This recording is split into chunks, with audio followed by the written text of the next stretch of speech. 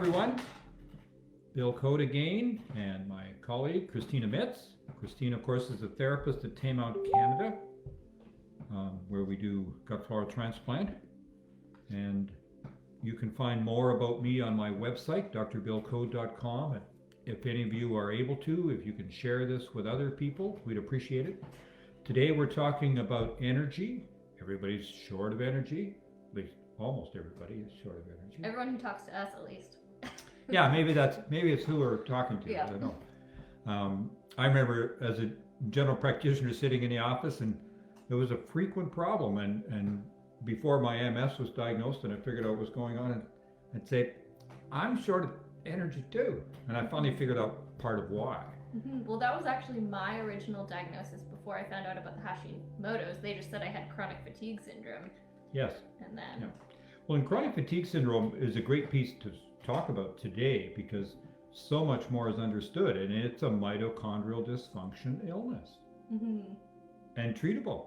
So those are all good news for people because it's important. And I went back to my book, of course, and you know that we're tending to a chapter per week in most cases.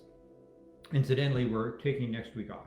You're going to be on holiday, and I'm going to be prepping for July 1st. Mm-hmm. So June 30th, next week, nothing on our Facebook Live, but we'll probably kick it in again the following week. So I think to start, maybe we could just outline a little bit about mitochondria so everybody knows where we're starting from, and then we'll get a little bit into the clinical pictures that we talk about. But mitochondria is a lot more known than there ever was before. I learned about a device that they now have, I think they developed in Israel. It can measure how many mitochondria in the cell, and it gives a good idea of how they're functioning. That's incredible. So that's light years ahead. But with that device, for example, they can show that in chronic fatigue syndrome, you have diminished number and diminished function of the ones that you do have. So you get a double whammy, reducing your energy output.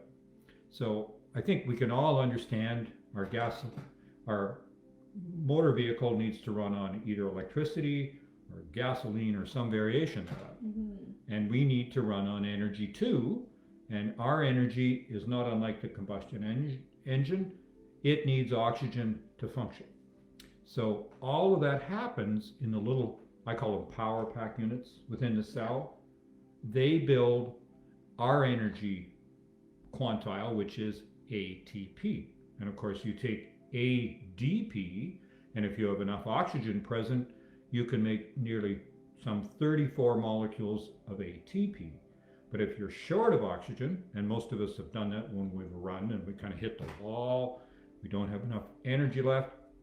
And that's because we've now run through our oxygen stores. We can't get any more in fast enough. We're circulating to the muscles fast enough, and consequently everything shifts, and now we go into lactate production, and that makes only 2 or so molecules of ATP. So very inefficient. We won't even talk about cancer cells because they seem to subsist on the lactate side. Right. But the oxygen side, that's where we need to and want to be. So you're already getting clues about that. So what happens to control those mitochondria? Well, probably better to go back even first. When you have the sperm and the egg, the determinant of which sperm gets to the egg quickest and fastest is which one has the most ATP production based on the mitochondria. Right. And so think of the sperm as basically, you know, it's got this small amount of genetic material in it as a germ cell, but other than that, it's just raw energy. Whereas you take the egg, which has to survive and do well in the mother's body for up to 45 years, ballpark, and consequently, because those are with the mom when they're born, the woman when they're born, and it has million. That's what you were saying. Yeah, so it's got by far and away the most mitochondria in the body. Now, many parts of the body will have 2,500 different mitochondria in the cell. So best to think of the mitochondria, because that's probably how it originated, was a bacteria that was able to make energy. And then we incorporated it into our cells, and so it's part of our team. That was really surprising to me, because when I think back to my biology education and we go through the cell biology, they're like, oh, you just have one mitochondria per cell. Well, that's what we all thought, because that's what they drew up in the map, right? So but whether you've got 1,000 or 2,500, if you don't have enough, that's a big factor. You can't make near as much energy. And of course, some cells in the body are huge energy hogs. And we've talked about that before. We all intuitively know that the heart has a major requirement for energy because it beats 24/7, as many years as you survive. And at the same time, neurons in the brain and throughout the body are huge energy hogs. And so any time that you're not thinking clearly or you feel tired in your brain, top of the list, the mitochondria aren't up to par. So then we can tease out, and that's what we're going to talk about today. So I must confess, when I went back and looked at this chapter in Prelude, I think it's one of the best chapters I've done in the entire book, for the simple reason that it covers ground that hardly anybody else puts all in one place, because it's not as complicated as they like to make it out to be. I always get lost in the biochemistry of, the phosphorylation, oxidative phosphorylation pathway and the Krebs cycle. But the short term is you need to know the energy goes in, it comes out here if it's in good shape, and what are all the pieces along the way that help make it work better. So when you went back and looked at the mitochondria, did you finally kind of get a picture of what it's doing inside and how it functions best? Right, so I did, and I mean, I was quite surprised at how interconnected it was with all of the different things going on in the body. So the thyroid and the adrenal connection, that was new to me. I knew that it required a lot of nutrients, but it was a good refresher to go back through all of those different nutrients. Well, that's right, and so, I finally, years ago when I started seeing patients, I would give them a list of often 10 suggestions. But then I learned fairly quickly that's too daunting. 10's too many. So now when we get into mitochondria, I'm going to come up with the big 3. We'll talk about those in a minute. But then the other ones that you could probably add in. And so the way I think of mitochondrial dysfunction, if you believe you may have a component of mitochondrial dysfunction, then we're going to give you some tips that you can do to check it out. And it fits into my protocols. If you try a list of supplements for 3 months and feel no different, he's having a busy day. Getting dinner ready, obviously. Anyway, so it's all about good nutrition. Fair enough. I'm very fortunate. So when the mitochondria have optimal function, everything is working on the pathway. And what are the goals? So just as a teaser, I think, I was really excited when I was at a meeting in Boston talking about the heart. Integrative medicine meeting on the heart, functional medicine. Dr. Mark Houston, who's a brilliant cardiologist, I think from Tennessee. And he talked about his heart transplant patients. And his heart transplant patients were dramatic in that he was able to get 4 of them with his favorite 3 things off the heart transplant list. I mean, that made me sit up and take notice for the simple reason people don't get on the heart transplant list casually. All of the surgical and all the regular medicine things have been tried, and they're kind of written off, and now we need to replace the heart.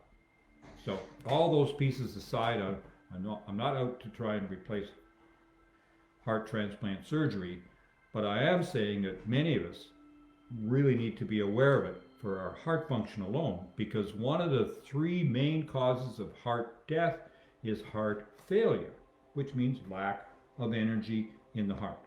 And it stems down to the mitochondria. And his favorite 3, you might want to write this down, because if you don't know where to start, it's a place to start. And so the favorite 3, coenzyme Q10, you all know, 200 milligrams 3 times a day. If you're very petite like yourself, maybe twice a day is going to be enough. Okay? Carnitine, or L-carnitine, you know, and it's a derivative a bit like carnivore, so you could think of it coming from meat to some degree. But in this case, you're probably worthwhile supplementing.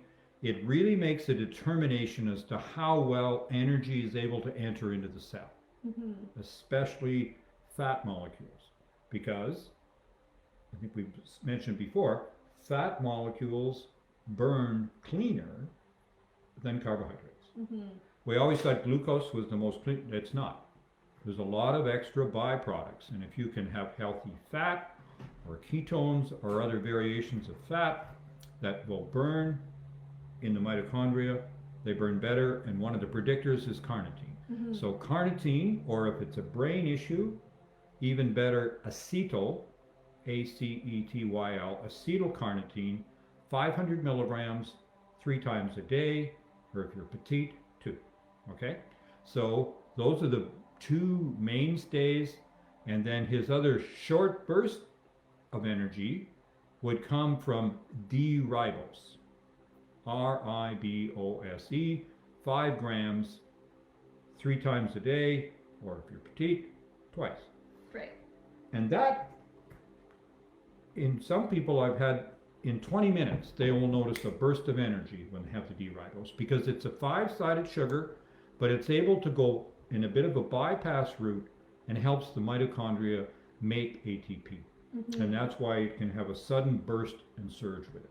Right. I like how you say that you were able to narrow it down to just 3. So I noticed when I was looking through the studies that they were able to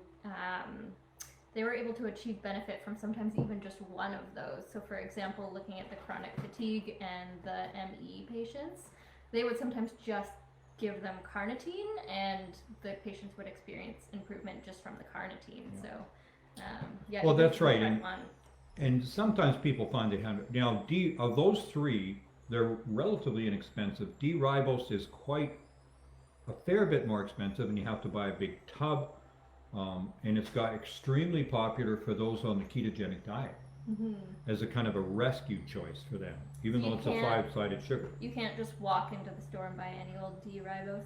There's not in most stores. Okay. No, you can find it in a lot of stores now, but I've talked to people, and it's getting harder to find because the other people are picking it up, and so they've, 50% increase in price, double the price. I mean, supply and demand, unfortunately. So if you have only ability to afford or access, go to the other 2.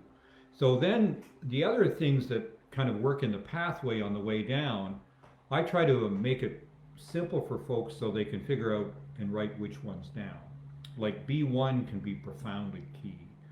B3, vitamin B3, and vitamin B6. So often we need those, and we need folate.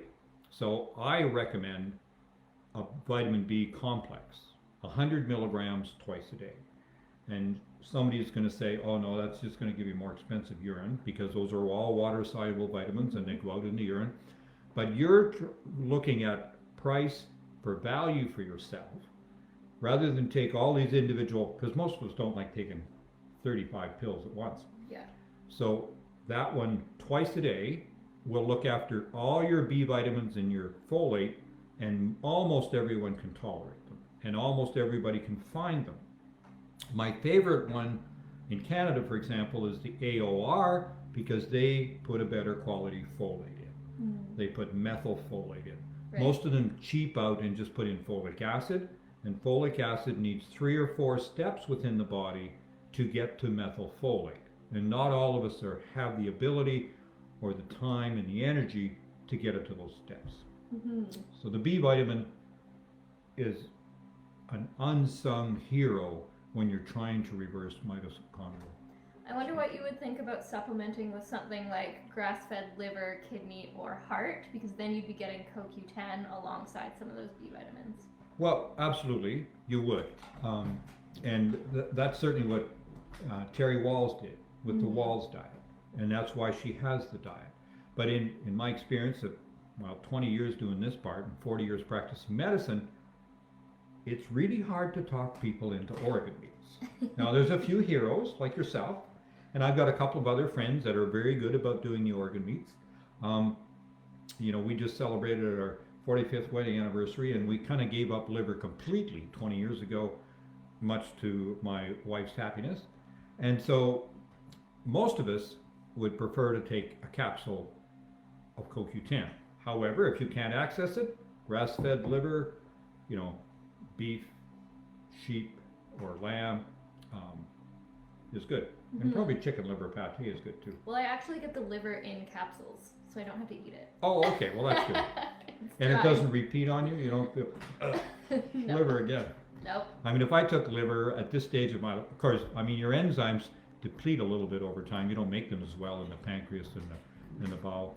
So I would probably end up taking a digestive enzyme just so I didn't get the repeating. Right. Quite the same. I used to be pretty good at bacon and liver, just don't overcook it, because if you overcook it, it tastes like iron, and it's not great. Yeah. Not great.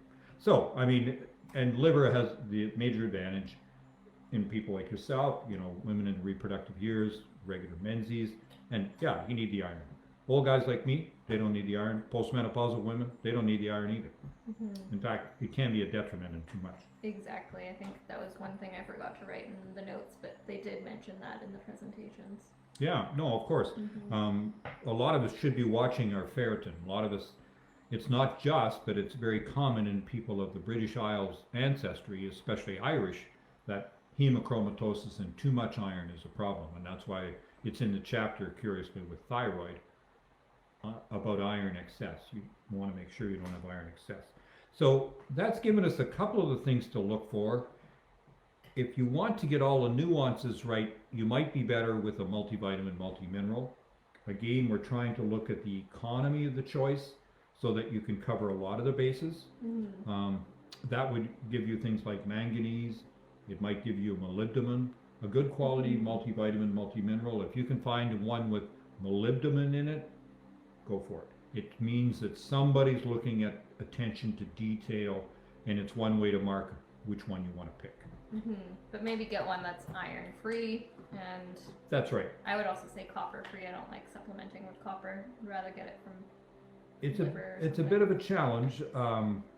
I would say it's okay to have some copper in it, but it should have some zinc in it too, because they're very much a teeter-totter, and you can get into trouble with too much copper. You're completely correct. The amount in a multivitamin, multimineral will not usually be a trigger factor for you, and most of us don't have the nuance ability. If you're in doubt about all your trace minerals, please get your hair analysis done, because it tells you the heavy metals, and you want to know about that anyway.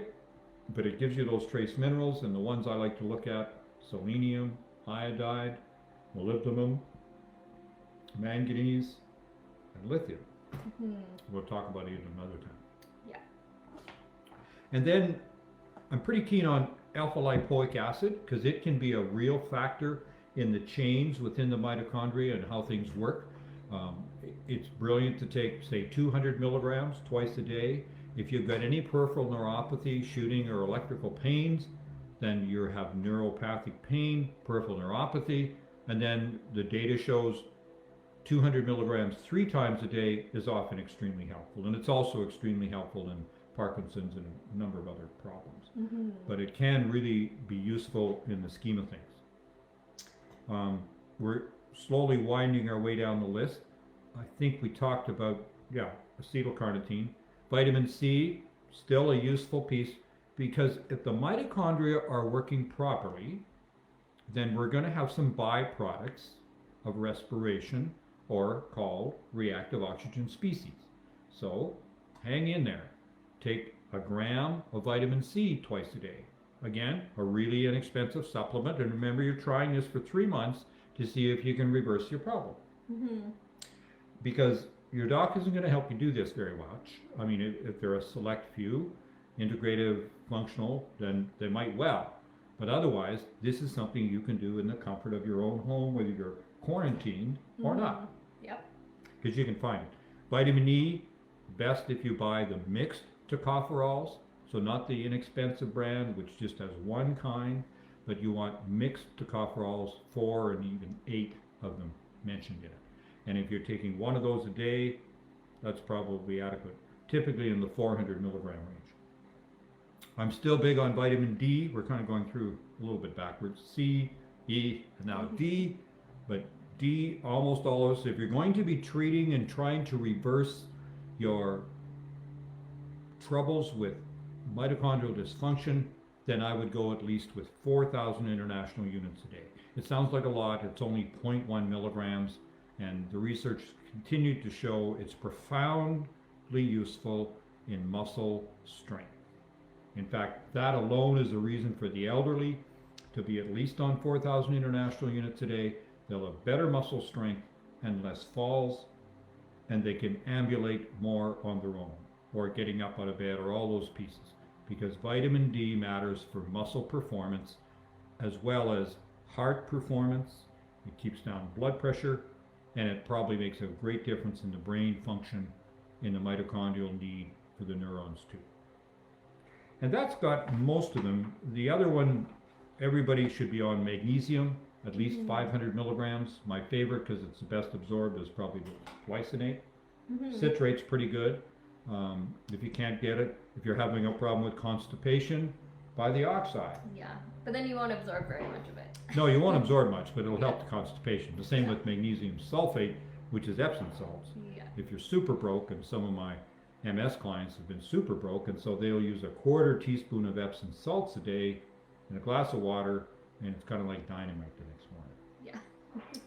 Yeah. But inexpensive. Yeah. But the magnesium, 500 milligrams at bedtime, is probably a good combination. It's important in all the function within the mitochondria, and that pretty much gets us through the majority of the list as far as some of the supplements. And then, so I'm going to do a little bit. You can do an intro into it if you want. I wanted to talk a little bit about what people don't realize could well be mitochondrial dysfunction. So I've got a section on fatigue and depression. Okay, so that's good. A lot more useful, because unfortunately almost all of our antidepressants mess up the mitochondria. Exactly. They don't work as good. So this is a bit of a mystery to me. I mean, yeah, I took them for 20 years. I haven't been on them for 10 or 15. I'm not planning to ever go back there. A, the data shows that they don't work very well at all. B, they do make you feel different. C, they make you more probably at risk of suicide, tragically. Anyway, and they undo your mitochondria. And it's the last thing you want to undo is the optimal function of your energy producing in cells. So fatigue in patients, 75% in chronic illness. I mean, it's really high. Almost it's usually everybody. one of the top symptoms. Oh yeah, for sure. Yeah. And it's the one that gets a short shift. Oh, it's too bad you're tired. I'm kind of tired too. Whatever. Yeah, no. But one that interested me, and I was really glad I put it in the book, was autonomic dysregulation. So these are the people that they get up quick and they're lightheaded, and they get cold hands, they get cold feet, and they have intermittent diarrhea or constipation. And it's often the autonomic nervous system is exquisitely responsive to having enough energy, and exquisitely responsive to having mitochondrial work optimally. And if it's not, everything goes a little bit awry and it doesn't work optimally. So I think that's one we often forget. I mean, we put people on extra salt and all these other things to try to get rid of their lightheadedness. And really, if we just fine-tune the mitochondria better, they might get more of their own life back.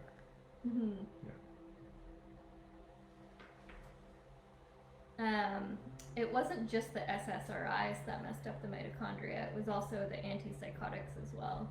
They do, yeah, and the whole list. And of course, the other one I love to hate is the statins. Right.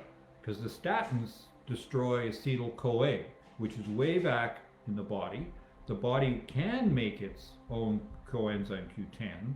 It maybe doesn't make enough of it, but it makes 0 coenzyme Q10 if you're on a statin. So statins are drugs to lower cholesterol, which was a disease created on its own in the first place, and you need 100 people to take a statin to prevent 1 heart attack. So that's just not worth it, guys.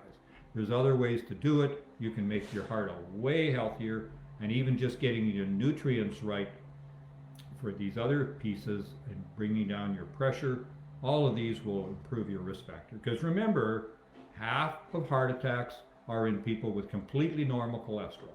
Mm-hmm. So, if we're going to put statins in the water, there's still the odd cardiologist say we should put them in the water. Nonsense. I mean, they are in the water, unfortunately. I don't know what the fish are doing out there, but they're really struggling, I think, from the presence of the statins.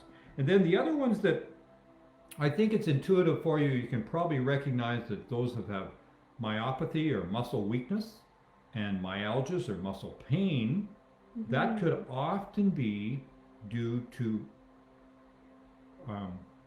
mitochondrial dysfunction. So if you correct those over the next 1 to 3 months, as we've suggested with this protocol, you might solve a great deal of that. But the one that I think will surprise people is cerebellar dysregulation and ataxia. So these are the people that walk on their heels. It's often why they think people with MS are drunk, because they have lost some of their cerebellar function, and they're walking on their heels and with their feet spread a bit wide apart. And I get like that sometimes when I'm not doing as well as I am. I will get through that, but it's often reversible if you improve the mitochondrial dysfunction of the cerebellar cells, and you may be able to reverse a lot of those pieces just by improvement of the autonomic system. The cerebellar system. And then of course we've kind of alluded to it, psychiatric and cognitive disturbance. And those are right back to square one.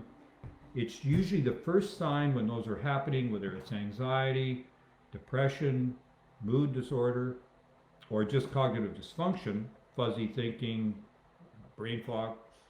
Treat the mitochondria first, because it's easy, Mm-hmm. and it's safe, and you can vary your nutrients, and you can get it better. In a perfect world, you're getting them all from your diet. So if you get all better for your 3 months, then you can start to, now I can focus on my diet. I can see which parts I'm missing. I can maybe reduce some of these pills that I'm swallowing. But I'd like supplements, because usually supplements can help reverse something that you may be extremely short of, and you may not be able to get it in a regular diet Mm-hmm. to get that shortfall up. Right. Whereas the supplements will help you get that shortfall up, and then you can, do a better job of what you're eating, Mm-hmm. or reduce your toxin load, or whichever you're trying to do. What would be your favorite way to look at some of those nutrient levels, like if you were to use a test? Well, I think the first test I like to start with is the organic acid test, which is done on urine. It's really well done by Great Plains Labs. Dr. Bill Shaw is a major friend of mine, and he's really taught me. I've spent several weekends, one down in Kansas City, one in Vancouver, and 1 or 2 other places, because it takes a while to get comfortable with using that test. It does, yeah. But there's a huge amount of information in it.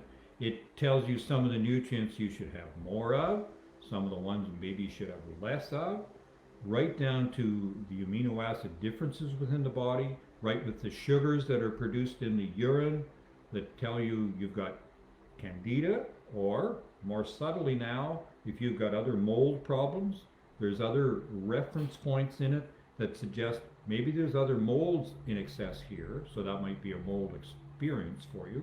So that lists in it. And then you go down to the other one.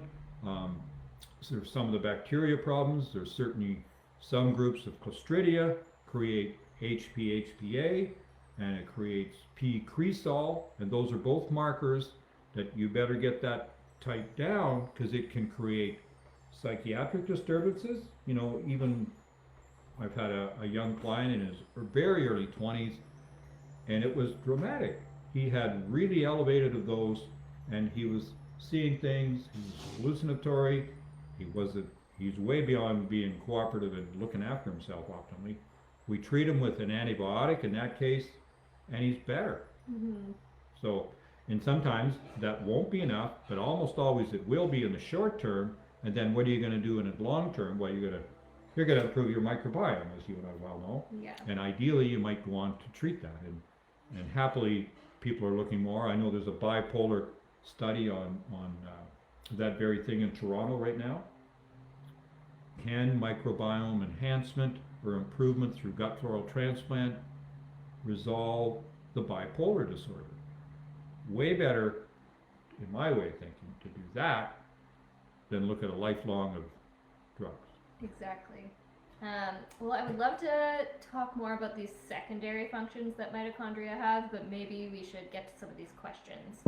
Okay, let's have a look at the questions we've got coming in. Does drinking ozone water help with ATP production? Only in a fairly minor way.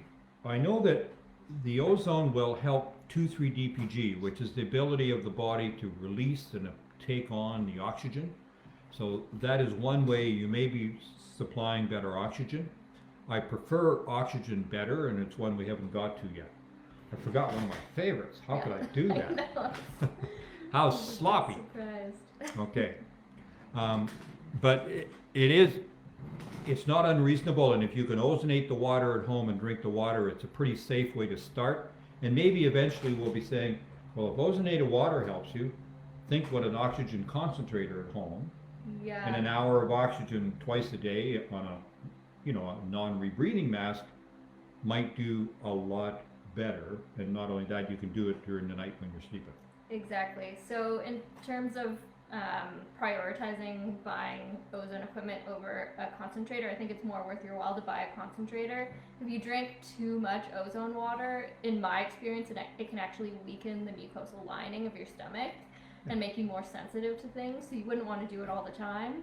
And then if you're drinking ozonated water all the time, you're actually drinking mineral deplete water usually, because they ask you if you're making ozonated water, you're supposed to do just filtered water and don't add back in any minerals or anything like that. So distilled or yeah, reverse exactly. osmosis water. Yeah, Yeah. it's a good point. And not only that, remember, ozone is a reactive oxygen species, okay? So it's normal to have some in the body, and remember we talked about it, fats burn cleaner in the mitochondria, but all things burning in the body, in the mitochondria, produce reactive oxygen species.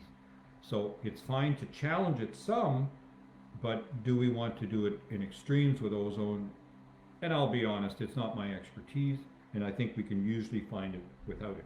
Mm-hmm. It's a very big deal in Florida, Cuba, and some parts of the world. There's no question. So if people have expertise in it, fine, but I think you will get a much better bang for your buck with oxygen. Remember that the oxygen non-rebreathing mask for 1 minute to a teenager, brain function improves for 24 hours, okay? And I just read a paper, some really exciting papers coming out of Israel on the study of oxygen now, and this one studied the value of that rebreathing mask creating increased circulating dissolved oxygen, taking it from where it might be around 100 up to 360, so roughly 50% of your 760 millimeters of mercury of gas, which would be at sea level, and then it changes across the board. So we've had another one. What about nutritional yeast for the B vitamins? I don't like nutritional yeast for B vitamins. I think if you're looking to get it from food, you're better off to get B vitamins from something like bee pollen, or like I mentioned, you can get the grass-fed liver capsules.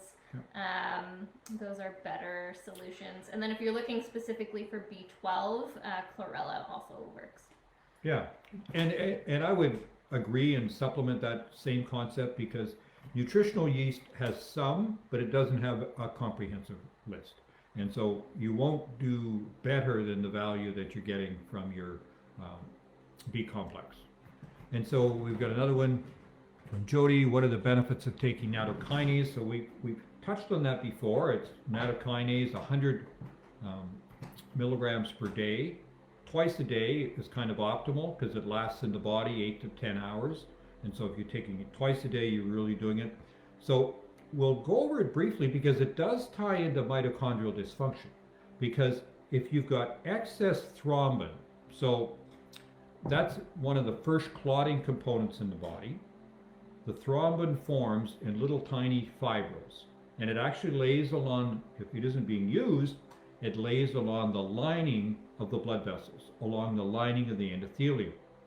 And the downside of that is you end up thickening the wall of the endothelium, so now much less oxygen can diffuse from the red blood cell through the plasma or the liquid of the blood, and it gets through much slower and much poorer into the cells on the other side of the capillary or endothelium or blood vessel, and so you have reduced oxygen to the mitochondria.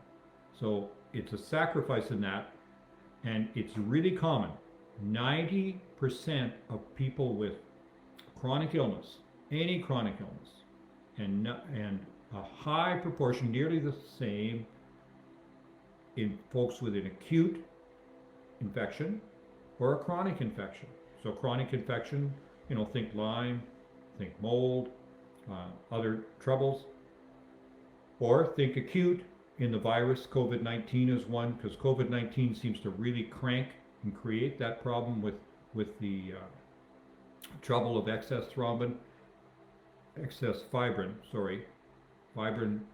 Thrombin is what puts them all together. Hopefully it's quiet. But if you look at the whole population of people, 20 to 25% are hyperclotable, and all those with chronic illness fit in that group. And then there's 5 to 7% are excess bleeders, and you already know about some of those, von Willebrand's, hemophilia, and so on. And those have had a lot of attention, and most people know when they have that because they need to have it helped and treated. But the other ones we've missed until the last few years, and so nattokinase is superb for that. If you're unable to tolerate soy for whatever reason, then buy lumbrokinase. Okay, so that's why it makes a big difference. Mm-hmm. Are there any supplements that help with shaking hands? Well, would this be due to Parkinson's or just shaking? Well, it could be shaking. It could be a tremor, certainly. And so when you're getting them, the ones that are highest on the list for making a difference, I would go with CoQ10, alpha lipoic acid, because they often really help each of those groups. So shaking of hands, initially when I read it, in our time of COVID, everybody had to quit giving up shaking hands with each other. But you meant the tremor, and I get that, and I see a lot of clients with it, and unfortunately we're seeing it in younger and younger people. So those would be the first two, but I would look really hard at doing maybe the whole group for 3 months and just seeing, is this a mitochondrial dysfunction which is aggravating that piece? Because sometimes what's happening in that hand tremor, in my belief system, is when we use our muscles from the fired and trained from the neurons in the brain, we have a combination of the ones who move the hand and the ones that calm down the movements. And what's happening in hand shaking is the calming down ones aren't working as well. Mm-hmm. They tend to be on slightly more subtle, and they tend to have less myelin, and they're more responsive, so they have more problems. Well, I can also comment to the experience I've had working with Parkinson's patients with shaking limbs. And so the things I've seen help with that are the gut flora transplant, so that helped.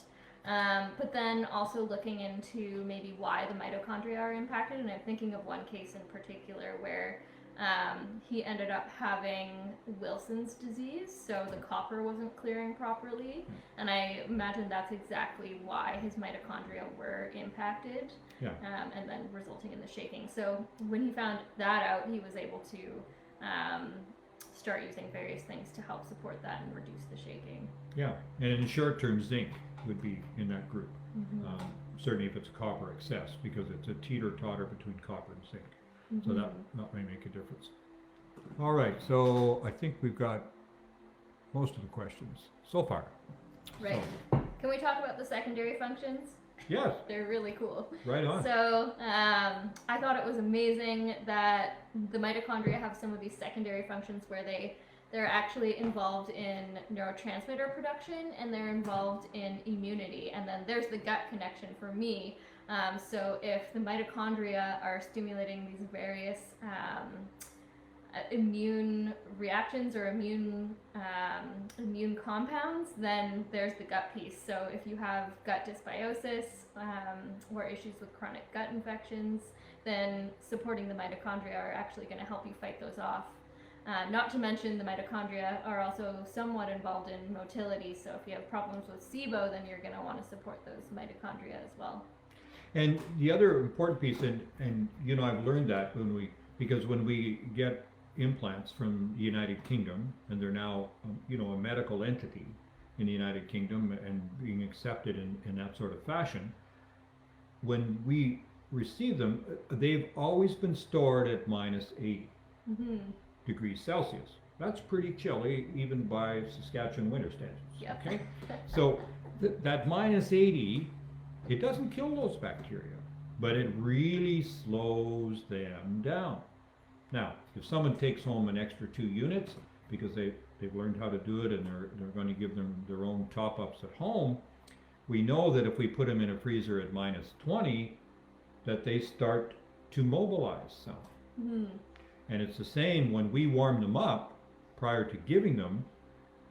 Even if we're giving them almost right away, when we warm them up, ideally we would give them some extra nutrition, some extra food. So we tend to do that with a prebiotic, which will really top them up because they're really hungry, effectively. I'm sure I don't know if they experience hunger or not, but they really need that nutrition as they start to warm up. And it's quite a profound, important piece to look after these nuances of your bacteria, because your bacteria are a part of you too. We've got 10 times these other cells in the body, primarily bacteria, but also fungi and single-celled organisms. What's the right word for that? Archaea. Archaea, thank you. Anyway, it's to get that nutrient working so the bacteria are working well. And that's why prebiotics can make a profound difference.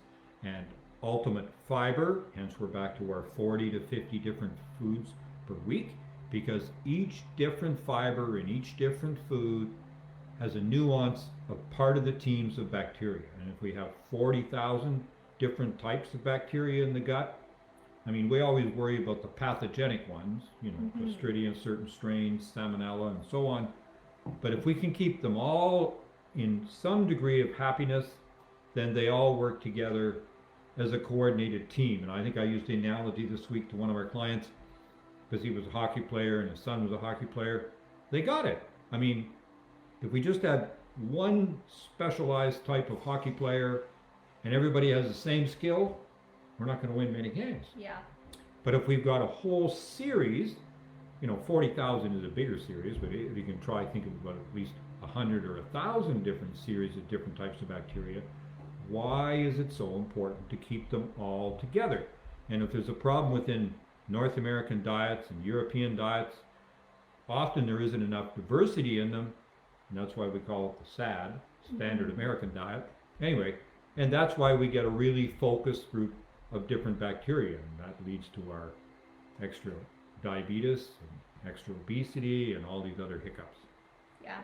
We got. Yeah, so when I look at the research on the mitochondria, and I'm listening to all of these different mitochondria researchers, they're very much pro ketogenic diet, because it's, as you mentioned, the fat burns cleaner than glucose does. But even within that, I feel like I'm not hearing them mention enough that you still have to be able to maintain diversity within that. And you can definitely do that. You can be on a ketogenic diet and still have a really diverse diet and still include all of these different types of fibers.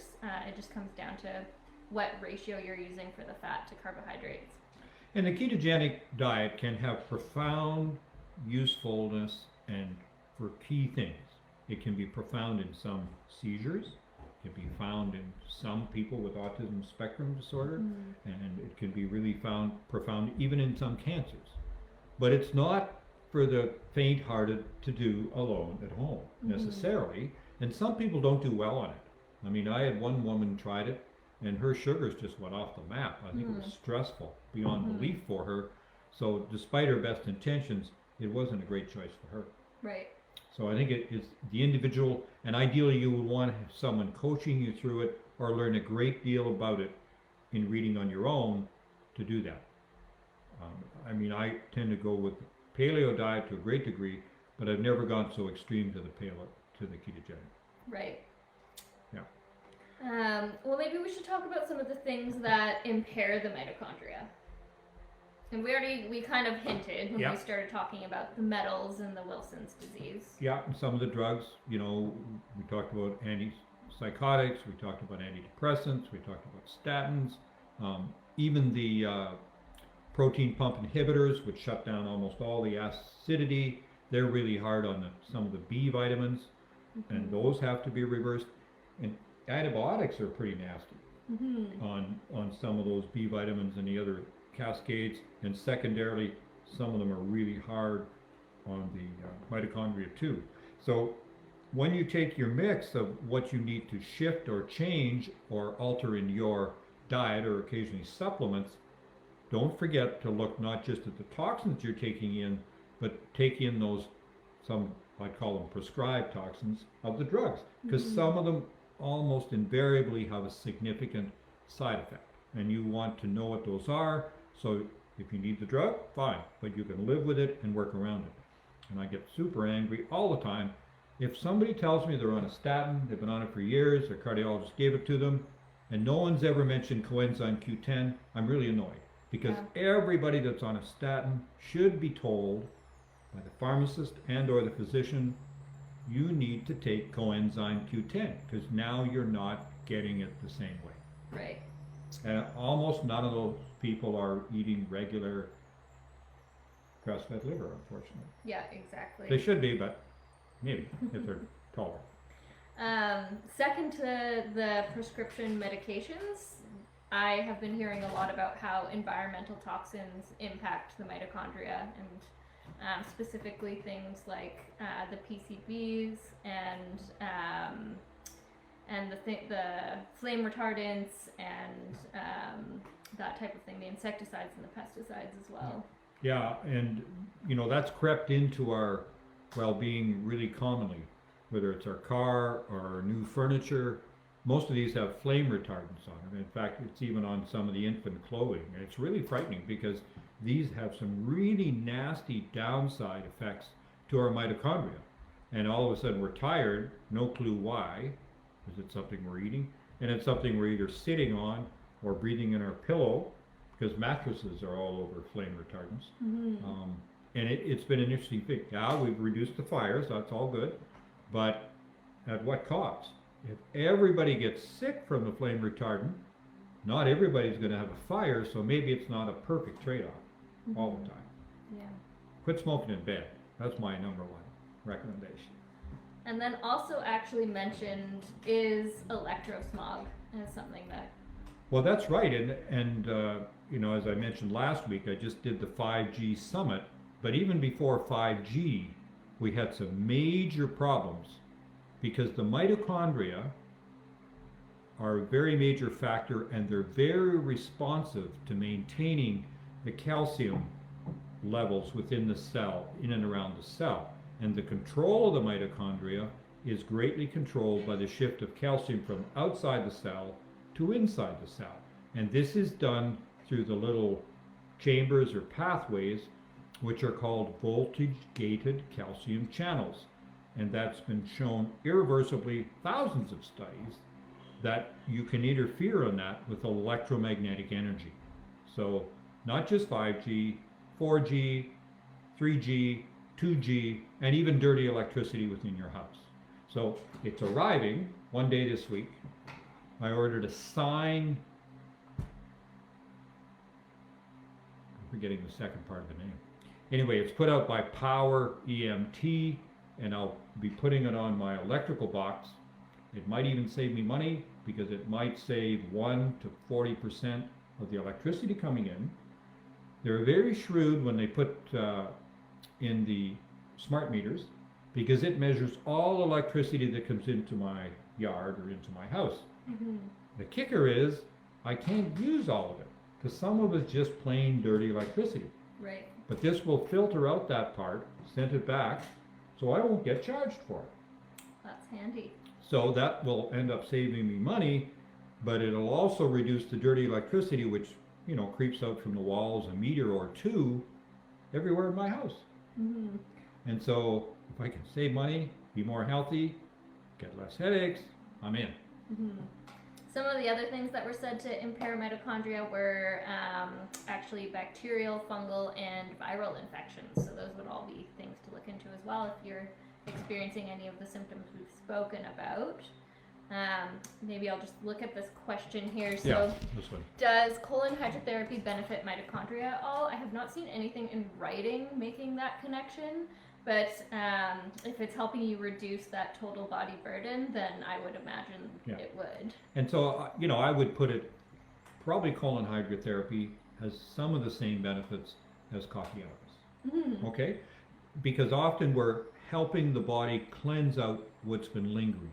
And in worst case scenario, it's almost like a painted on coating inside the colon, and you've got things that haven't moved through well.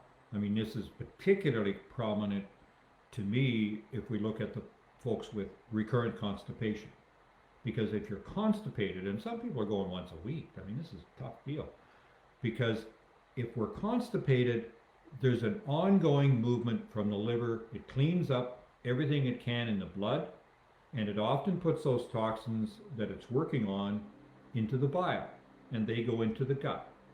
And then if they go on through the gut, if you're constipated, they can't pass on out through the bottom end. They instead get reabsorbed by the enterohepatic circulation, so from the small intestine lower down, and they go back to the liver again. And the liver did that job, and now it's got to redo it. And it keeps redoing it, so it can't keep up to the toxin load if you're not moving out the end. So, I've got friends that routinely do colon hydrotherapy now once every 2 to 4 weeks. I don't do it because I've had gut floral transplant and I don't want to wash out the good guys. That's fair enough. So, it's whichever route you're able to take, and with all my irritable bowel syndromes, constipation's been a rare one. So, but some people it is. It's a very major deal, and it's one well worth treating, and colon hydrotherapy is a reasonable beginning, because I know that's so-called Prep C. There's 3 choices to prep for when you're going to have gut floral transplant, and Prep C is 3 rounds of colonic irrigation, right? Yep.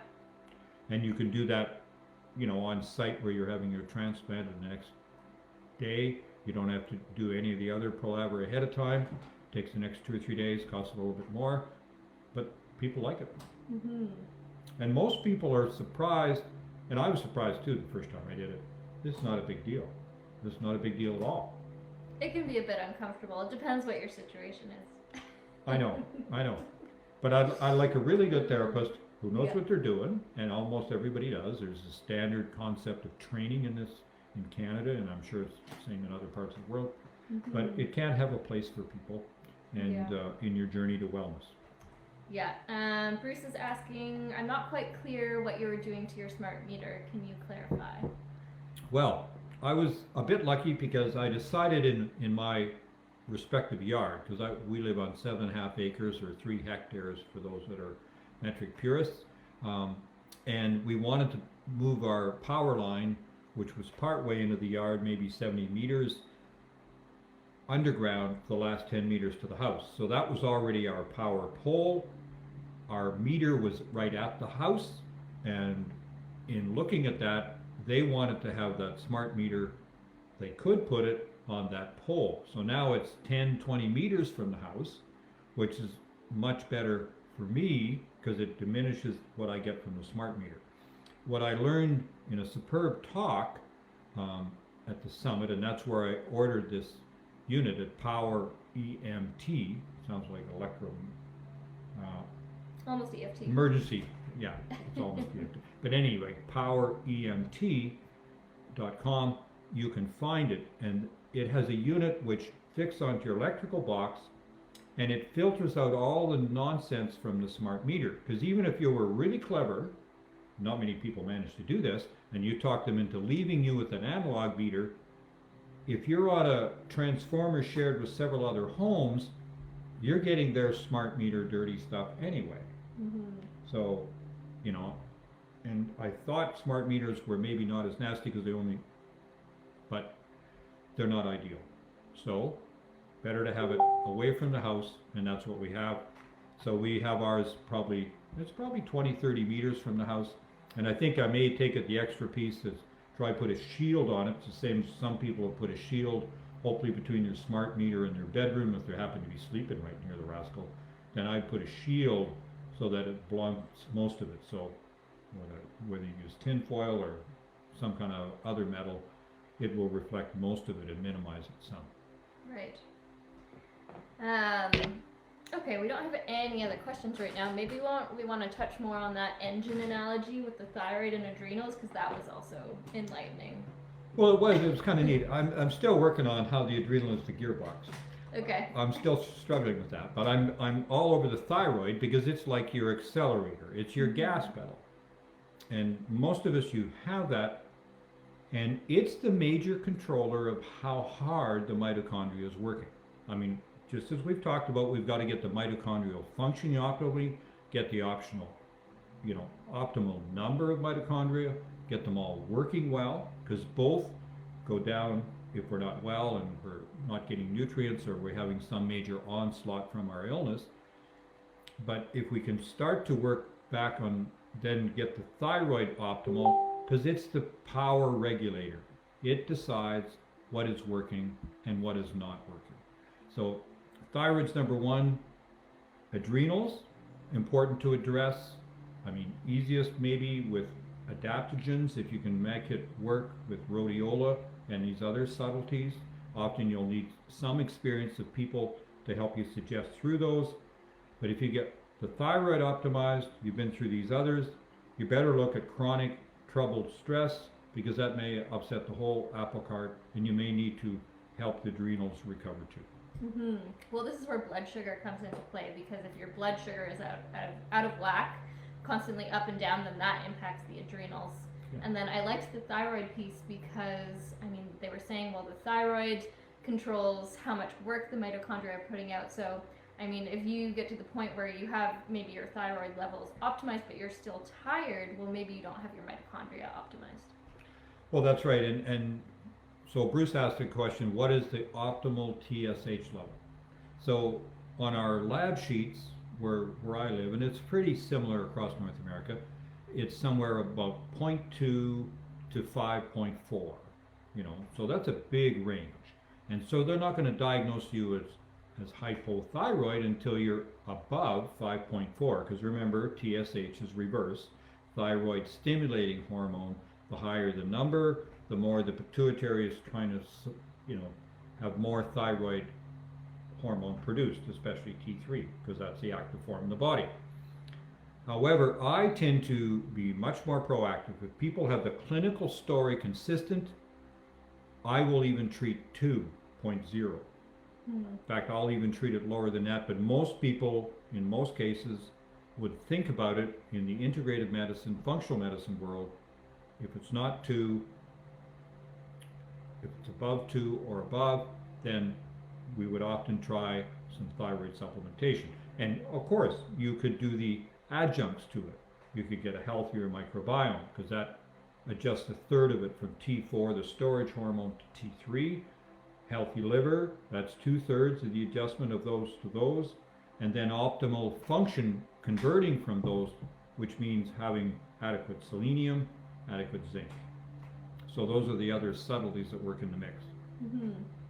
And I think we're getting close to the time. Yeah, we're at 4:59, so. There we go. So next week, not happening.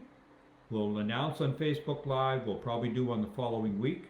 I don't think we picked a topic. We have not picked a topic. So we have an extra week to pick the topic, so just keep an eye on the Facebook and we'll try and let you know when the topic would be. So that's going to put it into July. And I don't have the Tuesday in front of me, but you guys will figure it out. So July 1st is next Wednesday, so it's going to be probably the 6th of July. We'll be on the Tuesday, and we'll go for 4 o'clock? Yep. Why not? So next week, you guys have a break. Have a great holiday. July 1st, if you're in Canada, if you're in the US, July 4th, or wherever you are on the planet. Take care, be well, and look after your mitochondria. They are your best friend. Thanks for watching, everyone. We'll see you soon.